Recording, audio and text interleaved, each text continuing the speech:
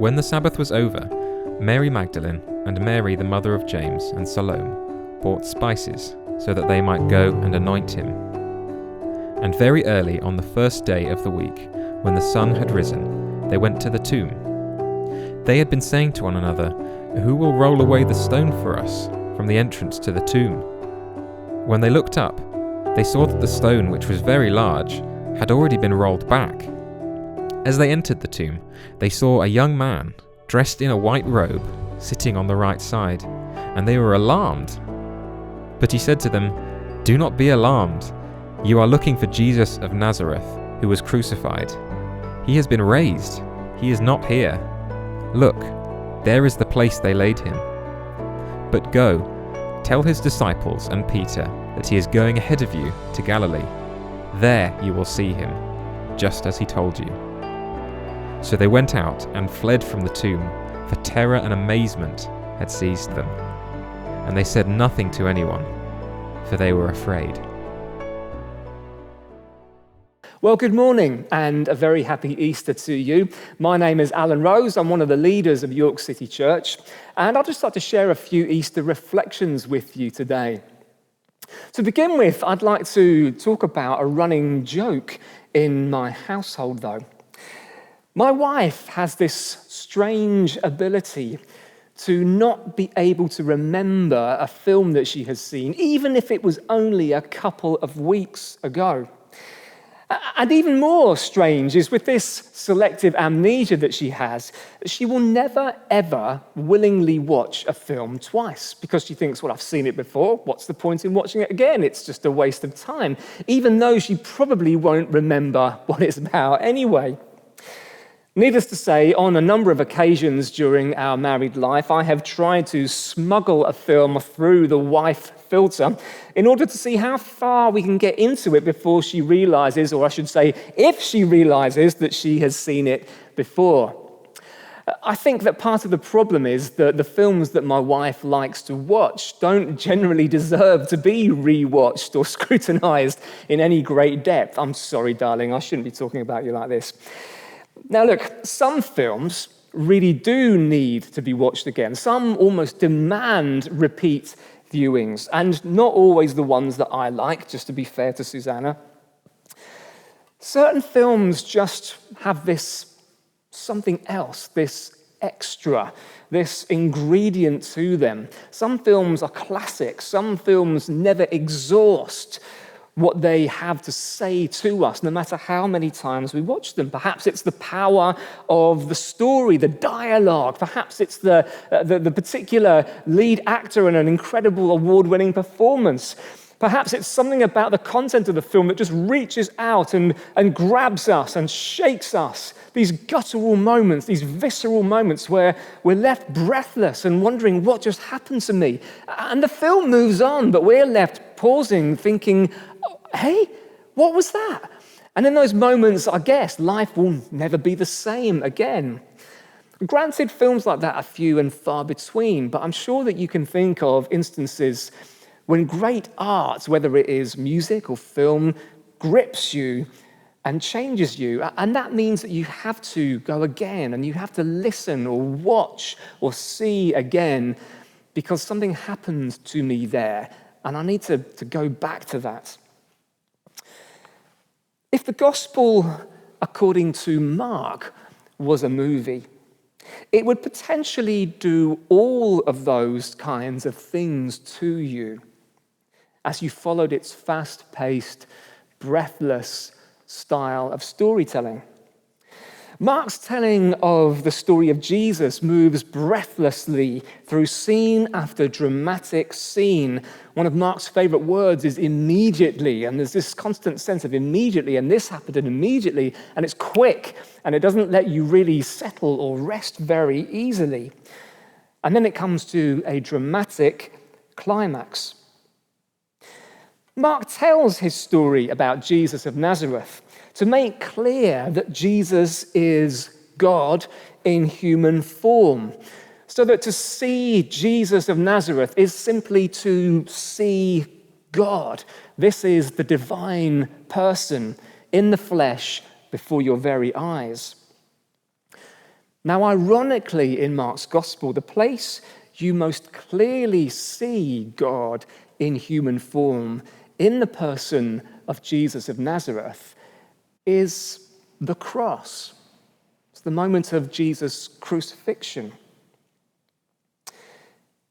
This is Jesus in his glory, Christ crucified.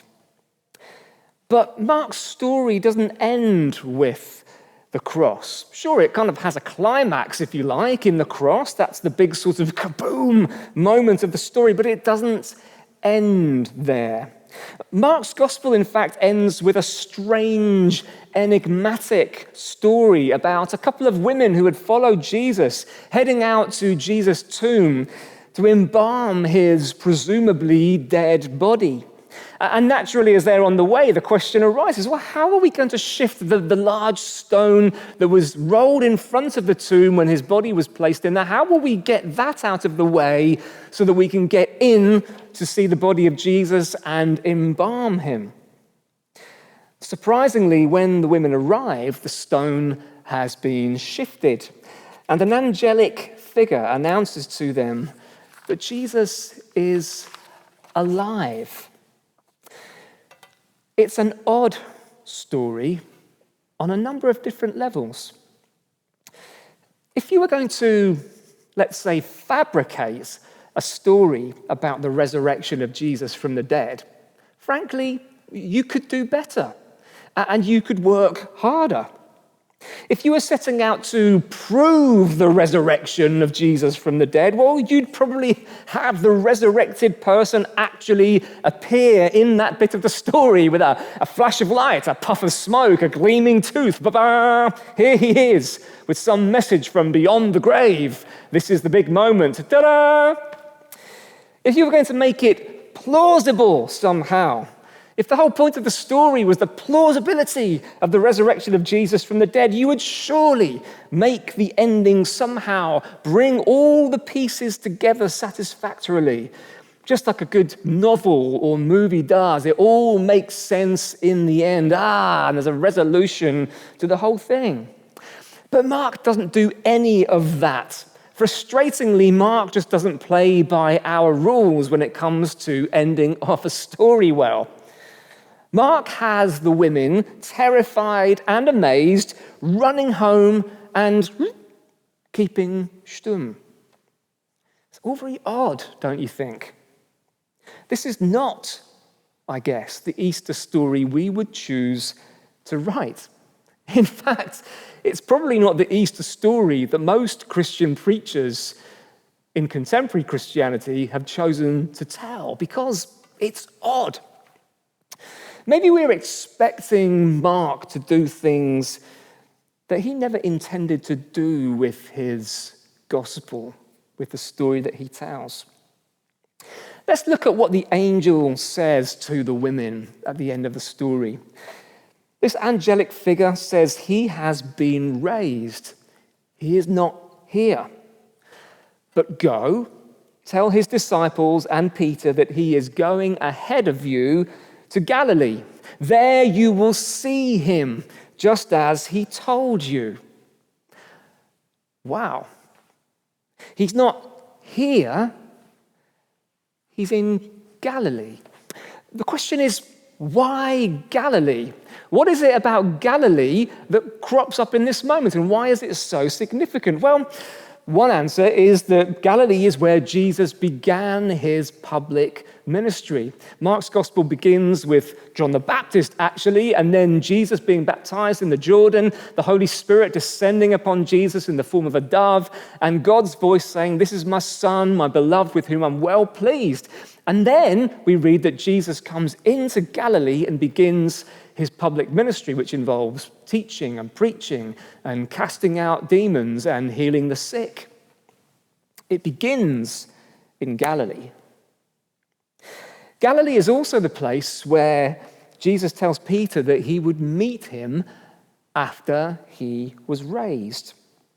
But neither Peter nor any of the other disciples had one clue between them as to what Jesus was going on about. In fact, when Jesus was killed, they all disowned him. They all ran for their lives. And all of this is very interesting because what's at stake in what the angel says to the terrified and amazed women, the very thing that is at issue is seeing Jesus. He's not here. Go tell his disciples that he's going ahead of you to Galilee. There you will see him. Seeing Jesus, discerning Jesus, knowing Jesus, understanding Jesus, trusting Jesus. I want to make a suggestion to you this morning.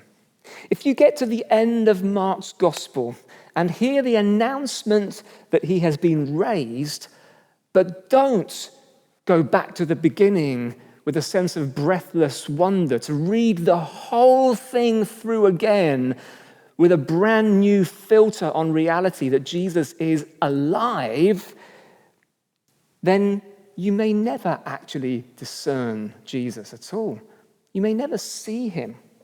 If you don't bother to look for Jesus in the way that Mark invites us to look for Jesus, which is repeated readings and going round and round and round, starting in Galilee, following Jesus, hearing that he's been raised, going back to the beginning, reading again with fresh eyes. Who is this Jesus? Going round again, thinking, reading, watching, looking, seeking.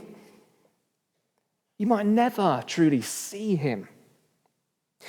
Jesus' resurrection from the dead can only make sense in the context of the whole story which Mark has told. And Jesus' identity as the embodiment of God, the human embodiment of the divine reality, the one who reveals God in his suffering, the one who shows us what God is like, he can't really be understood other than in the light of his resurrection. So my prayer for you this Easter Sunday is that it may be granted to you by God to see Jesus, to understand him, to know him, and having seen, to love and to trust and to follow him. Don't give up too quickly. There's an invitation on Easter Sunday to wrestle with mystery and revelation, to begin with the announcement that he is alive, and then to track back to the beginning, and with those words ringing in your ears and in your mind and in your heart, to explore what Mark tells us about this wonderful person, Jesus, with a brand new perspective. God bless you this Easter Sunday. I hope you have a great day.